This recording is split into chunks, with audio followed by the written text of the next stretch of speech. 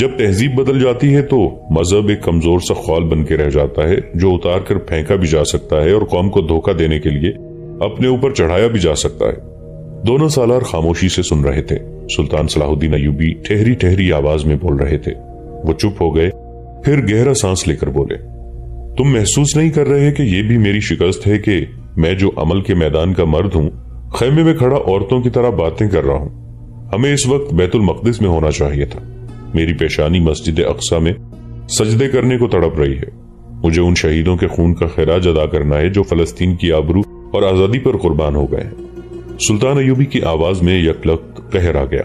انہوں نے ٹہلتے ٹہلتے رک کر سالاروں کے سامنے کھڑے ہو کر کہا، کیا تم ان بچوں کا سامنا کر سکتے ہو جنہیں میرے حکم اور میرے عزم نے یتیم کیا ہے؟ کیا تم ان عورتوں کے سامنے جا کر اپنا سر اونچا کر سکتے ہو جن کے خاوند نعرے لگاتے ہمارے ساتھ آئے اور ان کے لہو لوہان جسم گھوڑوں کے سموں سے کیما ہو گئے؟ تم ان خبرو اور جوان چھاپا ماروں کو کیسے بھول سکتے ہو جو ہم سے بہت دور دشمن کے علاقوں میں دور اندر جا کر شہید ہوئے؟ میں ان میں سے کسی کی ماں کے سامنے جانے سے ڈرتا ہوں۔ ڈرتا اس لیے ہوں کہ اس نے یہ کہہ دیا کہ میرا بیٹا واپس کرو یا قبلہ اول لے چلو جہاں میں اپنے بیٹے کی شہادت پر شکرانے کے نفل پڑھوں، تو میں اس ماں کو کیا جواب دوں گا؟ شہیدوں کا خون رائے گا نہیں جائے گا محترم سلطان۔ یہ چھاپا مار دستوں کے سالار سارم مصری کی آواز تھی جو سلطان ایوبی کے خیمے کے دروازے میں آن کھڑا ہوا تھا۔ سلطان ایوبی کی ادھر پیٹھ تھی۔ کسی شہید کی ماں اپنے بیٹے کے خون کا حساب نہیں مانگے گی۔ رسول اللہ صلی اللہ علیہ وآلہ وسلم کا کلمہ پڑھنے والی ماؤں کا دودھ زمزم جیسا پاک اور مقدس ہے۔ اس دودھ کے پلے ہوئے بیٹے آپ کے حکم سے نہیں، اللہ کے حکم سے لڑا کرتے ہیں۔ آپ ان کے خون کا خراج اپنے ذمہ نہ لیں۔ غداروں کے خون کی بات کریں، ہماری تلواریں غداروں کے خون کی پیاسی ہیں۔ تم نے میرے حوصلے میں جان ڈال دی ہے سارم، سلطان ایوبی نے کہا۔ میرے یہ دونوں رفیق مجھے یہی کہہ رہے تھے کہ مایوس اور جذباتی ہونے کی ضرورت نہیں۔ ضرورت ہے بھی کیا؟ سارم مصری نے کہا، شکست ہے لیکن دائمی تو نہیں۔ ہم اسے فتح میں بدل سکتے ہیں اور بدل کر دکھائیں گے۔ اگر بات میدان جنگ کی ہوتی تو میں ایک بازو کٹوا کر بھی مایوس اور پریشان نہ ہوتا، سلطان ایوبی نے کہا۔ صورتحال یہ پیدا ہو گئی ہے کہ دشمن زمین کے نیچے چلا گیا ہے۔ صلیبی اور یہودی ہماری قوم میں ایسے زہریلے اثرات ڈال رہے ہیں جو پرکشش اور طلسماتی ہیں۔ قوم اور فوج کے متعلق مجھے اطمینان ہے۔ سپاہی اور عام آدمی ان اثرات کو قبول نہیں کرتا، لیکن وہ چند ایک افراد قبول کرتے ہیں اور کر چکے ہیں جن کا اثر قوم پر ہے۔ ان میں امراء اور حاکم بھی ہیں، ان میں بعض مذہبی پیشوا بھی شامل ہیں اور ان میں چند ایک سالار بھی ہیں جو ریاستوں کے حکمران بننے کا خواب دیکھ رہے ہیں۔ یہ ایمان فروشوں کا گروہ ہے جو سیدھے سادے لوگوں کو مذہب کا دھوکہ دے کر ان میں بغاوت کا جنون پیدا کرتے ہیں اور انہیں مسلمان بھائیوں کے خلاف اکساتے بھڑکاتے اور اپنے مفاد کے لیے استعمال کرتے ہیں۔ غیر مذہب کے لوگ مسلمان امراء اور اسی سطح کے طبقے کو اپنے زیر اثر لیتے ہیں۔ پھر یہ طبقہ لوگوں کو مذہب، سیاست، مذہب اور قومیت کا دھوکہ دیتا ہے اور انہیں بھوکا اور بے بس رکھتا ہے تاکہ لوگ یہ نہ دیکھ سکیں کہ یہ طبقہ درپردہ کیا کر رہا ہے۔ مگر ہم عالم نہیں، ایک سالار نے کہا، ہم خطیب اور مسجدوں کے امام نہیں کہ تلواریں پھینک کر لوگوں کو خطبے سناتے پھریں۔ ہمیں یہ مسئلہ تلوار سے حل کرنا ہوگا، ان پتھروں کو گھوڑوں کے سموں تلے روندنا ہوگا۔ یہ لوگ قرآن کے منکر ہیں، سلطان ایوبی نے کہا۔ قرآن کا حکم بڑا واضح ہے کہ کفار کو دوست مت سمجھو، ان کی باتوں میں نہ آؤ۔ تم نہیں جانتے کہ ان کے دل ہمارے خلاف قدورتوں سے بھرے ہوئے ہیں۔ یہ لوگ نام کے مسلمان ہیں، سارم مصری نے کہا، قرآن کا ان کے ساتھ کوئی تعلق نہیں۔ یہ صورتحال بہت نقصان دہ ہے کہ ان لوگوں نے قرآن بھی ہاتھوں میں اٹھا رکھا ہے اور کفار کے منصوبوں پر بھی ناچ رہے ہیں، سلطان ایوبی نے کہا۔ قوم نے ہمیشہ ایسے ہی سربراہوں کے ہاتھوں دھوکہ کھایا ہے جن کے ہاتھ میں قرآن اور دل میں صلیب ہے۔ یہ لوگ اذان کی آواز پر خاموش ہو جاتے ہیں مگر ان کے دلوں میں گرجوں کے گھنٹے بجتے ہیں۔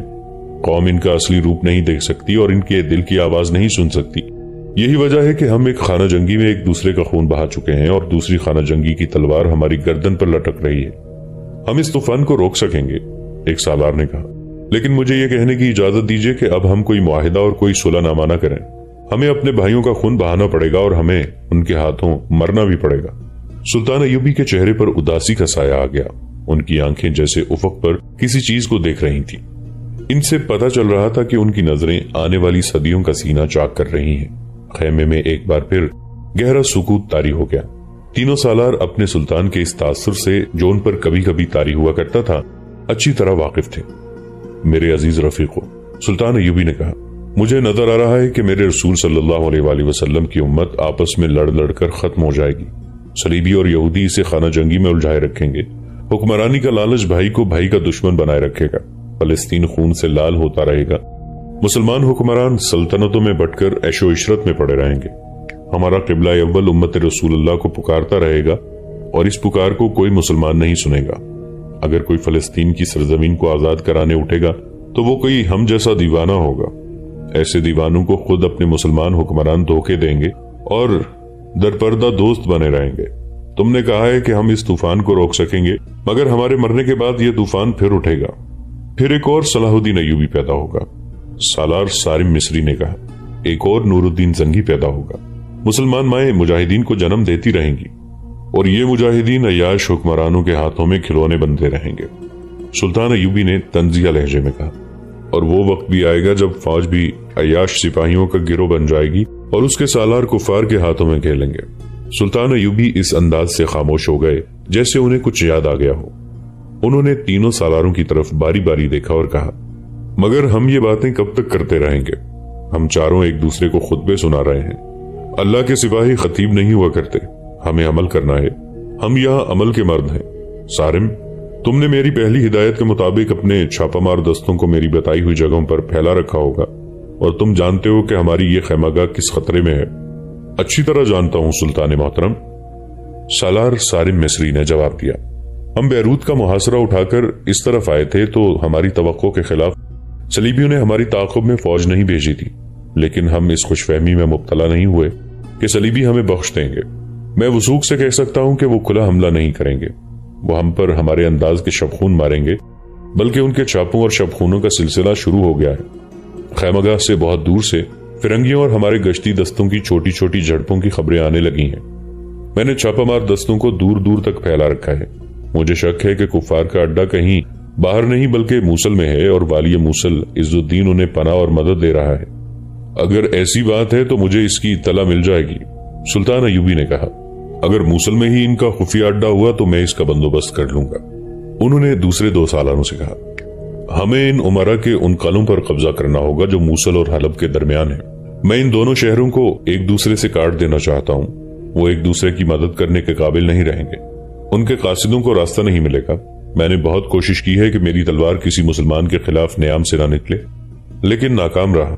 میں ان حکمرانوں اور عمرا کو ختم کروں گا جو صلیبیوں کے دوست ہیں۔ میں خود قوم کی آڑ میں نہیں آؤں گا، نہ قوم کا خون بہنے دوں گا۔ میں ان عمرا کو گھٹنوں بٹھاؤں گا جو قوم کو گمراہ کر رہے ہیں۔ سلطان ایوبی نے نقشہ نکالا اور اپنے سالاروں کو دکھانے لگے۔ بیروت میں بالڈوین کے محل میں اس نے اپنے سالاروں اور 3-4 صلیبی حکمرانوں کو مدعو کر رکھا تھا۔ بڑی ضیافت کا اہتمام تھا۔ بے شمار صلیبی مہمانوں میں 2 مسلمان بھی شراب کے پیالے اٹھائے ادھر ادھر چلتے پھرتے نظر آ رہے تھے۔ شراب پیش کرنے والی لڑکیاں ایسے باریک ریشمی لباس میں ملبوس تھیں کہ اریاں تھیں۔ جوں جوں شراب اثر دکھا رہی تھی، لڑکیوں کے ساتھ مہمانوں کی دست درازی بڑھتی جا رہی تھی۔ لڑکیاں پہلے سے زیادہ بے حیا ہوتی جا رہی تھیں۔ ان 2 مسلمان مہمانوں کی طرف دوسرے مہمانوں کی نسبت زیادہ توجہ دی جا رہی تھی۔ 2 لڑکیاں ان کے ارد گرد اٹکیلیاں کرتی پھر رہی تھیں۔ یہ دونوں مہمان لباس اور شکل و صورت سے کسی شاہی خاندان کے افراد معلوم ہوتے تھے۔ ایک صلیبی آیا، دونوں سے کہا کہ انہیں شاہ بالڈوین نے اپنے کمرے میں بلایا ہے۔ دونوں شراب کے پیالے رکھ کر چلے گئے۔ وہ جس غلام گردش سے گزر کر بالڈوین کے کمرے میں گئے، اس میں ایک آدمی ہاتھ میں تلوار اٹھائے فوجی انداز سے ٹہل رہا تھا۔ اس کا لباس خاص قسم کا تھا۔ اس کے پہلو میں جو تلوار لٹک رہی تھی اس کی نیام پالش سے چمک رہی تھی۔ اس کے سر پر فولاد کی چمکدار خود تھی۔ محل میں اس لباس میں کئی ایک آدمی چلتے اور گردنیں اکڑائے ٹہل رہے تھے۔ یہ محل کے خصوصی ملازم تھے جو سالاروں کے کمروں کے سامنے رہتے اور ضیافتوں میں، برآمدوں اور غلام گردشوں میں ٹہلتے رہتے تھے۔ فانوسوں کی روشنی میں ان کا لباس اور ان کی چال اچھی لگتی تھی۔ یہ دراصل نمائش کے لیے رکھے گئے تھے اور یہ تربیت یافتہ لڑاکے بھی تھے۔ یہ آدمی جس نے 2 مسلمانوں کو بیلڈوین کے کمرے کی طرف جاتے دیکھا گورے رنگ کا تھا۔ دور رک کر انہیں جاتا دیکھتا رہا۔ وہ دونوں بیلڈوین کے کمرے میں داخل ہو گئے اور دروازہ بند ہو گیا۔ اس دروازے کے سامنے اس آدمی جیسے لباس میں 2 آدمی پہرے پر کھڑے تھے۔ ان میں سے ایک نے اسے کہا، ہلو جیکب، ادھر کیوں گھومتے پھر رہے ہو؟ ادھر جاؤ جہاں پریاں ناچ رہی ہیں، ہم تو یہاں سے ایک قدم بھی ادھر ادھر نہیں ہو سکتے۔ جیکب نے ان کے مذاق کا جواب دے کر کہا، یہ جو 2 آدمی اندر گئے ہیں مسلمان معلوم ہوتے ہیں۔ कौन है ये? तुम्हें इनसे क्या दिलचस्पी है? तुम मुझसे पूछ रहे हो कि इनसे मुझे क्या दिलचस्पी है? जैकब ने कहा, क्या तुम जानते नहीं कि मुसलमानों के खिलाफ कितनी नफरत पाई जाती है? ये दोनों किसी जुनूनी सलीबी यहूदी के हाथों कत्ल हो सकते हैं। इनकी हिफाजत की जिम्मेदारी हमें दी गई है, लेकिन ये नहीं बताया गया कि ये मुसलमान है या मुसलमान इलाके के ईसाई। ये मुसलमान इलाके के मुसलमान है। उसे जवाब मिला, यकीन से नहीं कहा जा सकता। जहां तक हम जानते हैं ये मूसल से आए हैं, गालिबन इज्जुद्दीन के एलची हैं। सलाहुद्दीन अयूबी के खिलाफ मदद मांगने आए होंगे। जैकब ने कहा, इन एलचियों को कौन समझाए कि सलाहुद्दीन अयूबी खत्म हो चुका है। रमला से शिकस्त खाकर भागा तो बैरूत को मुहासरे में लेने आ गया। उसके बहरी बेड़े को आगे आने की जरूरत न हुई। मुझे हमेशा अफसोस रहेगा कि हमारी फौज ने अयूबी की फौज का ताकुब नहीं किया, वरना आज अयूबी कैद खाने में होता। तुम अपना काम करो दोस्त, एक पहरेदार ने तंजिया कहा। सुल्तान सलाहुद्दीन अयूबी कैद हो गया तो उसकी सल्तनत तुम्हें नहीं मिलेगी। अगर शाह बेल्डविन मारा गया तो बैरूत की बादशाही तुम्हारे नाम नहीं लिखी जाएगी। जैकब वहां से हट गया, लेकिन घूम घूम कर बंद दरवाजे को देखता रहा जिसके पीछे ये दोनों मुसलमान गुम हो गए थे। वो दोनों इज्जुद्दीन वाली मूसल के ही एलची थे। इस सिलसिले की पिछली किसी किस्त में बयान किया जा चुका है कि सुल्तान अयूबी जब बैरूत का मुहासरा उठाकर मूसल की तरफ गए थे तो इज्जुद्दीन ने काजी बहाउद्दीन शद्दाद को खलीफा की तरफ बगदाद को इस अर्जदाश्त के साथ दौड़ाया था कि सुल्तान अयूबी के साथ उसकी सुलह करा दें। दूसरे लफ्जों में उसने ये दरखास्त की थी कि उसे सुल्तान अयूबी से बचाया जाए। खलीफा ने यह काम शेखुल उलमा के सुपुर्द कर दिया था और सुल्तान अयूबी ने इज्जुद्दीन को बख्श दिया। इज्जुद्दीन ने बज़ाहिर सुल्तान अयूबी के आगे हथियार डालकर सुलह का मुआहिदा कर लिया था, लेकिन उसने दरपर्दा दो एलचियों को सलीबी हुक्मरान बेल्डविन के पास भेज दिया था। ये दो एलची अब बेल्डविन के कमरे में बैठे थे। वाली मूसल ने कहा है कि आपने सलाहुद्दीन अयूबी का ताकुब न करके बहुत बड़ी गलती की है। एक एलची ने बेल्डविन को बताया, आपने उसकी फौज को आराम करने का मौका दे दिया है। वाली मूसल ने कहा है कि मैं तहरीरी पैगाम नहीं दे सकता क्योंकि रास्ते में पकड़े जाने का खतरा है। मैं आपको मशवरा देता हूं कि दमिश्क की तरफ पेशकदमी करें और इस शहर को मुहासरे में लेकर इस पर कब्जा कर लें। आपकी फौज ऐसे रास्ते से और इतनी तेजी से दमिश्क पहुंचे कि सलाहुद्दीन अयूबी दमिश्क बर वक्त न पहुंच सके। मैं आपके साथ वादा करता हूं कि सलाहुद्दीन अयूबी जब आपके हमले की इत्तला पर यहां से रवाना होगा तो मूसल और हलब की फौजें आमने सामने आकर लड़ने की बजाय उसकी फौज पर शबखून मारती रहेंगी। इससे उसकी पेशकदमी बहुत सुस्त हो जाएगी और आप दमिश्क पर आसानी से कब्जा कर लेंगे। हमारे इलाकों में जो छोटे मोटे उमरा हैं, मैं उन सबको अपने साथ मिला लूंगा।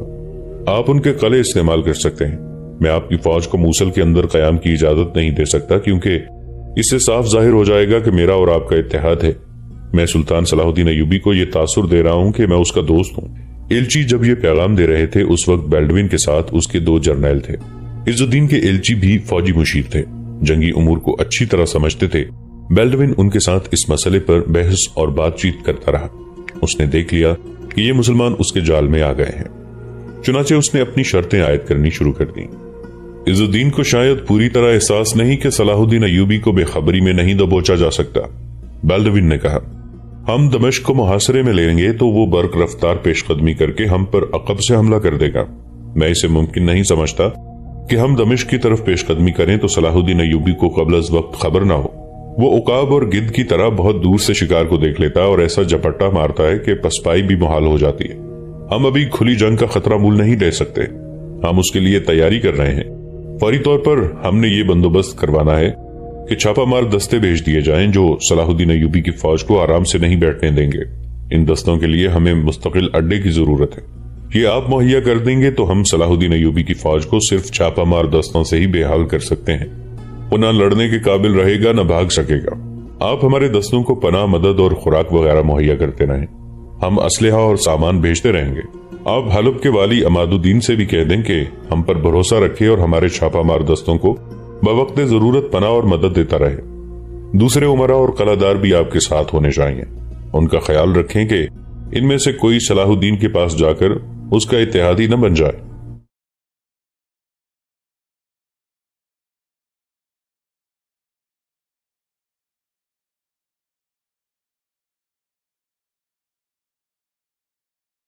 सलीबी हुक्मरान के यहाँ सिर्फ इसलिए गिरवी रख दिया था कि उनकी हुक्मरानी महफूज रहे।